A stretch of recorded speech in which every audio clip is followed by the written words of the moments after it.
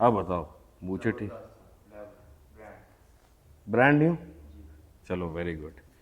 अच्छा जी, ये है पहली वीडियो यूट्यूब में बड़े अरसे बाद। और जो इंस्टाग्राम पे मुझे फॉलो कर रहे हैं उनको तो पता चल ही गया कि टेस्ट साइकिल मैं स्टार्ट कर रहा हूँ, तो इसके अंदर वो इन्फॉर्मेशन देनी है। और आज पहला दिन है वर्कआउट का जो कि मैं फॉलो करूँगा तो वो आहिस्ता आहिस्ता जो है खैर वर्कआउट भी डिटेल में मैं बताता रहूँगा। बिल्कुल मैं बेसिक्स ही आज लेकिन इंट्रो दूंगा कि वैसे तो बॉडी बिल्डिंग और वेट ट्रेनिंग बहुत अरसा हो गया करते हुए, लेकिन आजकल I am not in the best shape. थोड़ा सा जो है स्लैक कर रहा था मैं, ना डाइट प्रॉपर कर रहा था, ना ट्रेनिंग ठीक कर रहा था, काम शाम था सारा कुछ व्हाटएवर। खैर अब जो है मैंने स्टार्ट किया है टेस्टोस्टेरोन का साइकिल और मैं ले रहा हूँ 500 mg per week. अच्छा, by the way, I'm not a doctor, I'm not a specialist in hormones or anything. I am a professional personal trainer and that's about it. ये जो मैं खुद कर रहा हूँ ये मैंने अपनी रिसर्च की है, एक मेरा अपना डिसीजन है, वो मैं कर रहा हूँ and I'm just sharing it with you guys. So I do not suggest or advise anyone to use this. ठीक है, it is an anabolic drug. A lot of people are using this as medicine जिनके test levels कम होते हैं, लेकिन वो doctor के पास जाते हैं और फिर they do whatever the doctor advised them to do if they actually have an issue, but that's not the case here. So it's just information, man. मैंने अपने पर्सनल एक चीज़ के लिए बस रिसर्च की और मैं कर रहा हूँ and I'm just sharing it with you guys. Maybe if you gain some knowledge from this, so well and good. The thing is that people are not transparent about these things and I wanted to be extremely transparent and maybe it will be of some benefit to other people. Khair, so I'm taking 500 mg test per week in the form of injections, 250 mg twice. एक मैं ले रहा हूँ injection Tuesday को, एक मैं ले रहा हूँ फ्राइडे को. The reason why I'm not taking oral pills is because जो oral pills होती हैं उसी बॉडी कंजम्पशन इतना नहीं करता टेस्ट और आपकी जो है लिवर वगैरह और किडनी के ऊपर जो है इफेक्ट ज़्यादा नेगेटिव आता है, तो इंजेक्शन इज स्टिल बेटर. अच्छा जी, आज डे 1 है. डे 1 में हम क्या कर रहे हैं, थोड़ा सा मेरा जो है ना वो ब्रो स्प्लिट एक होता है जो ट्रेनिंग प्रोग्राम, वो नहीं है, उससे डिफरेंट है. तो मेरा डे 1 जो है वो एंटीरियर है. एंटीरियर के अंदर ऑल द फ्रंट मसल्स, जिसके अंदर I am gonna be starting with an incline bench press. 4 sets करूँगा, पिरामिड करूँगा. कुछ कहते हैं कि हैवी वेट से लाइट जाओ, कुछ कहते हैं लाइट से हैवी जाओ. I don't know man, whatever the fuck. I like to go from light to heavy क्योंकि एक किस्म का मेरा पीछे पहले वार्म अप भी हो जाता है. So I can really push myself at the end because I am warmed up enough. उसके बाद हम करेंगे केबल वायर रेजेस, इसकी भी हम करेंगे 4 सेट. ठीक है जी. फिर हम करेंगे बार्बल कर्ल्स 4 सेट और उसके बाद एंड में हम करेंगे स्क्वाट्स. स्क्वाट्स के अंदर ये है कि हम थोड़ा हैवी लिफ्ट करेंगे और साथ इसमें हम लेग एक्सटेंशन करेंगे, तो सुपर सेट होगा. और उसकी टेक्निक कुछ इस तरह है कि स्क्वाट्स के अंदर पहले हम एक वार्म अप सेट करेंगे और वार्म अप सेट हम करते रहेंगे. 4-5 सेट्स होंगे शायद, जिसके अंदर will build up to let's say around 100 kgs. I don't know, depends जितनी आपकी स्ट्रेंथ है. और फिर उसको मैं I will take that as a proper working set once I get to 100 or something, and then I'm gonna do like 3 reps on the squats और उसके साथ मैं लेग एक्सटेंशन करूँगा 20 reps, जो कि होगा slightly lighter weight. I mean, what is light weight or heavy weight depends from person to person, but 20 reps should be hard, इतना weight हो. And that's about it. बस आज का ये है. दूसरा जो टेस्ट का है ना, a lot of people are interested in this कि टेस्ट के क्या, क्यों मैं कर रहा हूँ और उसका पोस्ट साइकिल थेरेपी क्या होगी and what are the precautions which I am taking कि उसके साइड इफेक्ट्स ना हो, क्या साइड इफेक्ट्स हो सकते हैं और उसके पॉजिटिव्स क्या हैं. वो किसी और वीडियो में बात करेंगे, अदरवाइज ये बहुत ही लंबी वीडियो हो जाएगी. ठीक है. गाना कितना चूतिया लग गया. चलो जी, पहले हम करेंगे एक warm up set incline bench press का.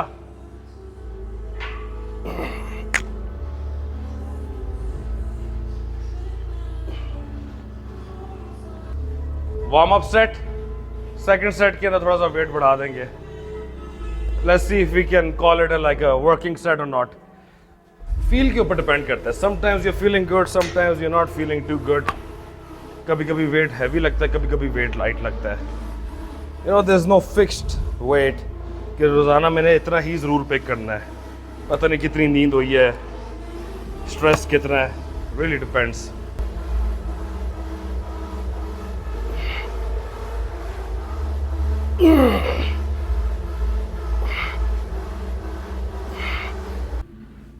नॉर्मली ये वेट इतना हैवी नहीं लगता जितना आज लग रहा है वैसे। चलो 1 set down, 3 more sets to go। Exercise की फॉर्म और टेक्निक ये चीजें मैं कोई नहीं कवर कर रहा अभी, वो बाद में करेंगे, वो उसकी कोई और वीडियो बना लेंगे।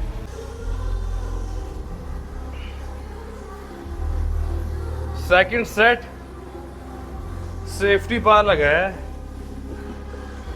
पता नहीं अब उसकी डेप्थ ठीक है क्या नहीं।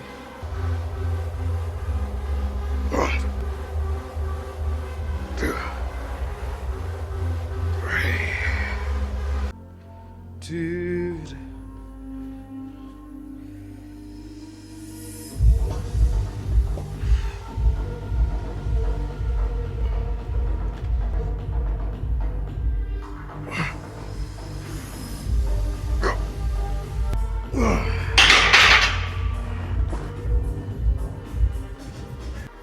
इंक्लाइन डंप क्या है, बेंच प्रेस। आज जो है फ्लैट बेंच प्रेस ही करें, इंक्लाइन कर रहे हैं, क्योंकि नॉर्मली जो होता है ना लोगों का प्रॉब्लमेटिक एरिया वो हमेशा अपर चेस्ट ही होती है। So that's why I am doing incline barbell chest press.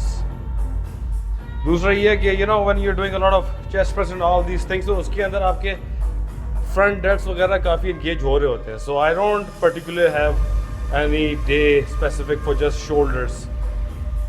So when I'm doing incline press, I'm more or less covering the delts, the front delts as well, and also my upper chest. Upper chest वैसे मेरा weak area है। Anyhow, 4th set है।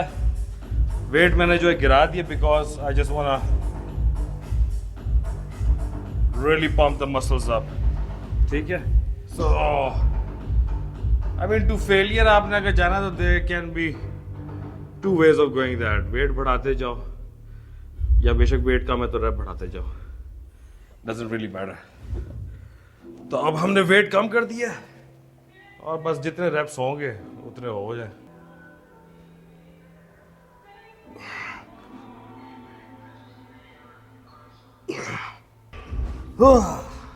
चार sets हो गए।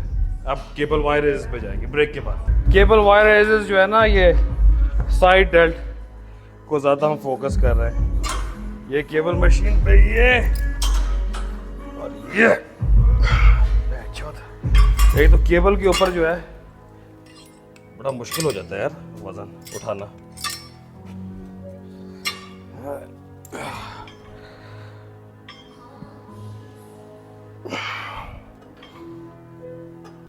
इसकी भी हम करेंगे 4 set. 1 set down and 3 more to go। थोड़ी ब्रेक के बाद करेंगे। लोग जो बात करते हैं ना कि प्री वर्कआउट क्या लेना चाहिए, best pre workout is black coffee. That's it man. Don't need any of that other shit unless some brand contacts me and offers me some money to promote them। फिर शायद maybe then I will promote some pre-workout। खैर jokes aside, if something works for me तो वो मैं ज़रूर बताऊंगा, but if something doesn't work then fuck it। और हाँ तो बस coffee before your workout, ideally like 15 minutes पहले बस ब्लैक कॉफ़ी पी लो। चलो आ जाओ, ये साथ ही कर लेते हैं।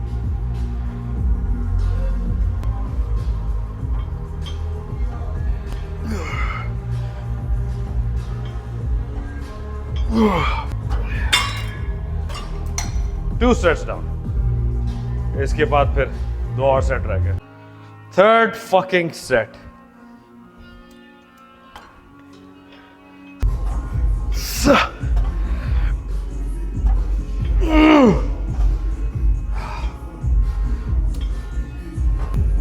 4th set. जो ट्रेनिंग प्रोग्राम है ना, it doesn't need to be very technical. Simple stuff works the best. बस परफॉर्म उसको अच्छा करो and consistency.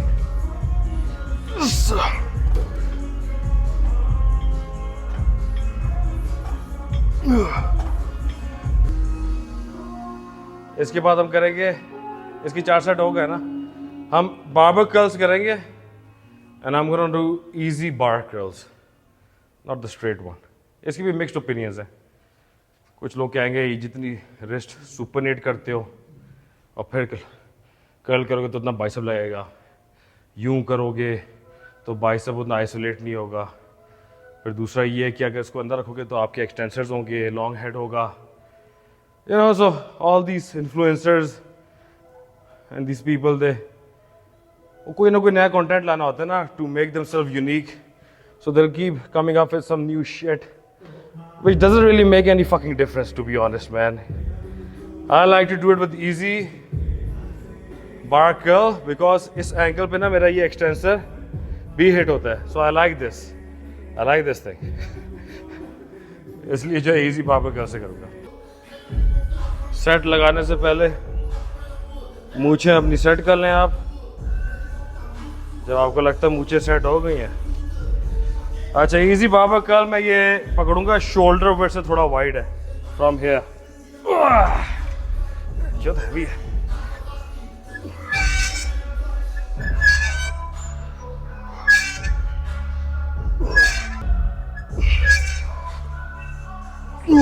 अच्छा, इसमें एक चीज मैंने नोटिस की है कि अगर you know people are gonna tell you back straight, elbows in, whatever, but one of the most important things which I've realized ना, अगर सही आपने जो है बाइसेप को आइसोलेट करना है तो कोर को ब्रेस कर लो ताकि मोमेंटम बिल्कुल रुक जाए. जैसे एब्स ही करते क्रंच, जैसा क्रंच करके ये ब्रेस कर लो and then do it. Then fucking notice how much your bicep isolates, also your extensors, because we're doing it with the easy barber curl. When your core is not braced, you start swinging automatically. ठीक है? और normally ये होता है, लोग कहेंगे shoulders back, elbows back, और यूं खड़ा करवा देंगे. I like to actually do it like this. I don't give a shit about my delts right now. All I want to fucking focus on are my biceps. Delts में मैं उससे focus कर लूँगा जब मैं delts की exercise कर रहा हूँगा. So when I'm doing this, मेरे ख्याल से इतनी ब्रेक होगी कि सेकंड सेट वैसे ही लगा सकते हैं. Alright. तो ये और कोर को मैंने ब्रेस कर लिया. Core brace.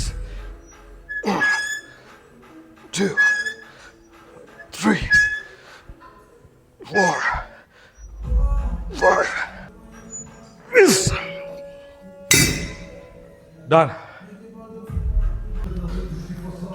अब वो जो आइसोलेशन वगैरह जो है ना, कर लिए काफ़ी. बाइसेप मेरे पहले काफ़ी फिटिंग हुए हुए, लेकिन I really want to go on failure ना, तो हल्का फुल्का मैं चीट कर भी लूँगा ना, as long as you are not gonna injure yourself. अगर तुम स्विंग और बैक इस हद तक नहीं कर रहे कि you are gonna injure yourself, it's fine. You really want to go to failure, you don't expect fucking textbook perfect form each time. Anyhow, third set. 1, 2, 3, 4, 5, 9. Break. Last 4th set. 4th set के अंदर जो है ना, 5 में wide grip करूंगा, 5 close grip.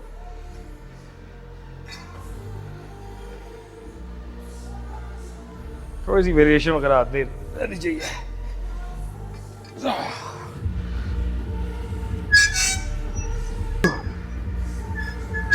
5 close grip.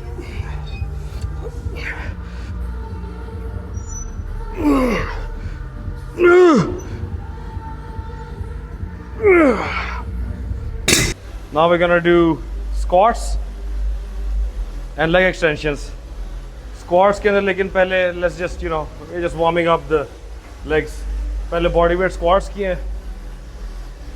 Now I'm gonna sort of slowly work my way up to I guess 100 kgs और फिर देखते हैं. तो अभी इसके I'll just do 10 repetitions.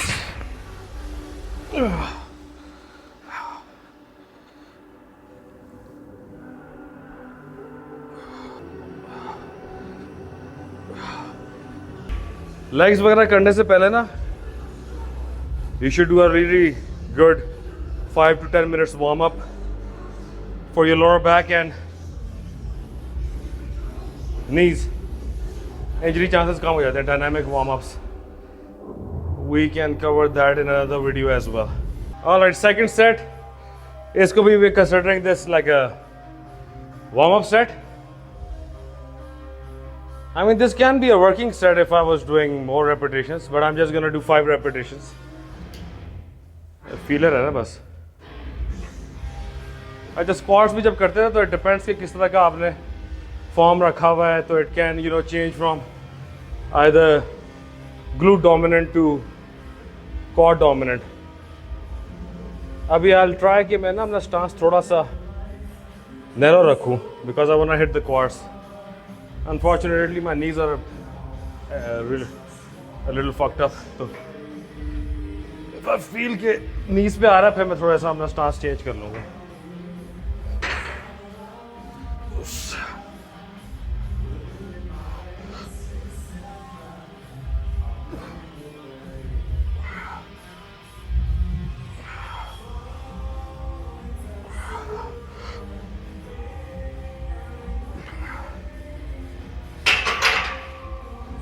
Done.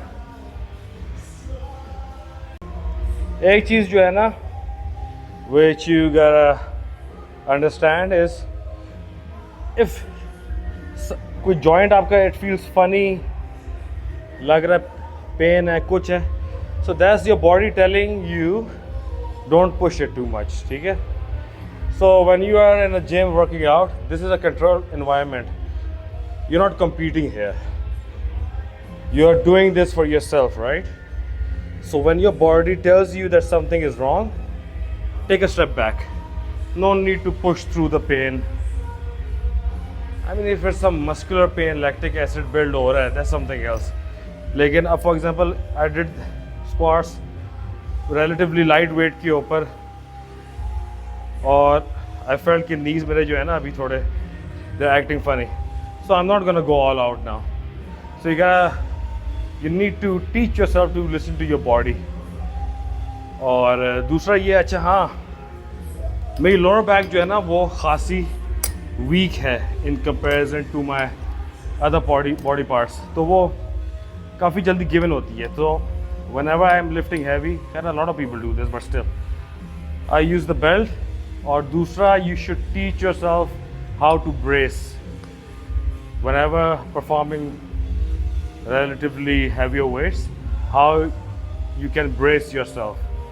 Brace के अंदर ये होता है, you breathe in the belly, ये पूरा कोर को इन्फ्लेट करते हो. बेल्ट पहनी होती है. अच्छा, बेल्ट जब पहनते हो तो वो बेल्ट में थोड़ी स्पेस होनी चाहिए. It should get tight when you brace, when you breathe in your belly. फिर टाइट होनी चाहिए. It shouldn't be tight to the point कि आप ब्रेस ही ना कर सको. ठीक है? तो अब है जी, like I said कि knees थोड़े मेरे आज मज़ा नहीं आ रहा, तो बस I'm gonna treat this as my working set now. ठीक है? और साथ हम बेल्ट यूज़ करेंगे. So before performing, पहले तो position yourself. Lift the weight. And now before executing it, I'm gonna breathe in my belly.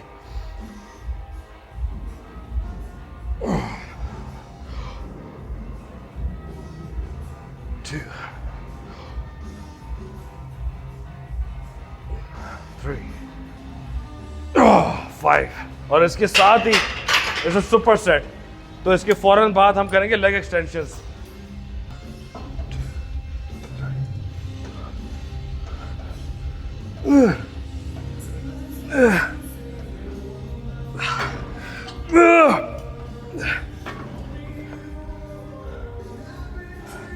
जब इसमें हाई रेपिटेशंस कर रहे होते हो ना, तो सही लगेगा जैसे तुम्हारे मसल्स फटने वाले हैं। जस्ट इग्नोर इट, और उसको इग्नोर करो, try to ignore the pain, that is all you can do. और पूरे रेप्स करो। I mean if you are exercising might is well then push yourself. इतनी अगर हिम्मत कर ही लिए कि जिम आ गए हो और वर्कआउट स्टार्ट कर लिया। खैर एनी हाउ, इसके बाद जो है इसी चीज़ के 3 more sets and then we are done. So that was day 1, anterior. You got any questions or anything? Comment. See ya. Okay. Khuda Hafiz.